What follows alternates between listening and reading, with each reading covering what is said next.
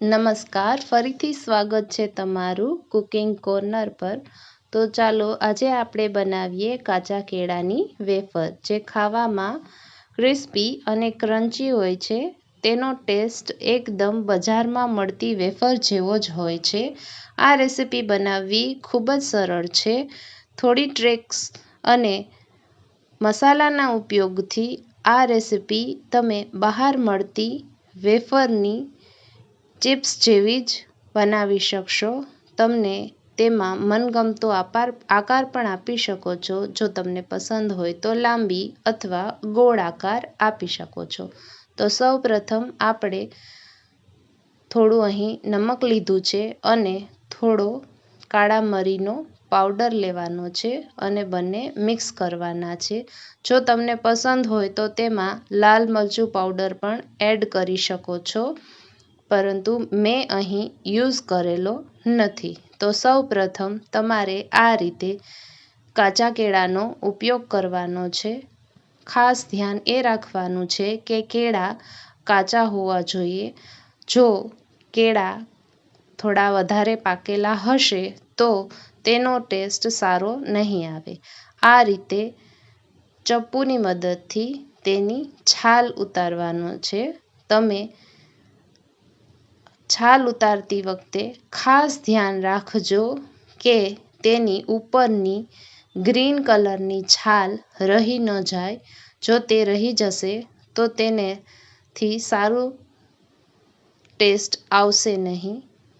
આ કેળા સુધારી અને થોડી વધારે વાર માટે જો રાખી મૂકશો તો તેનો કલર કાળો થઈ જશે।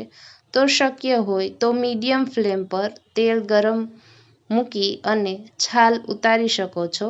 છાલ ઇઝીલી ઉતરી જાય છે। હવે આ રીતે તેલ ગરમ થયા બાદ તમે સ્લાઇસરની મદદથી કેળાની વેફર પાડી શકો છો।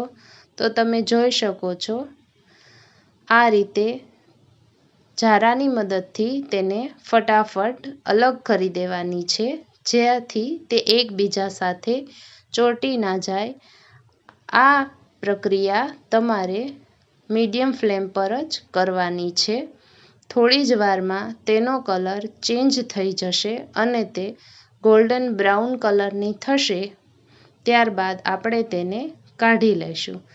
આ વેફર ઝારાની મદદથી બહાર કાઢ્યા બાદ તુરંત જ પ્લેટમાં રાખી અને મસાલો સ્પ્રેડ કરી દેવાનો છે।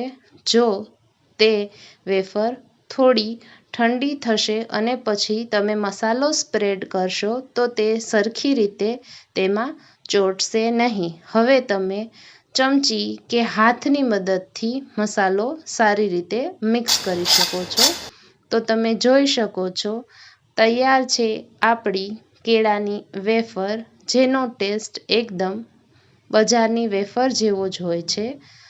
આ વેફર નાના બાળકોની ફેવરેટ હોય છે અને તમે ઉપવાસમાં પણ આ લઈ શકો છો। આ વેફર તમે 2 થી 3 અઠવાડિયા માટે એરટાઇટ કન્ટેનરમાં સ્ટોર કરી શકો છો।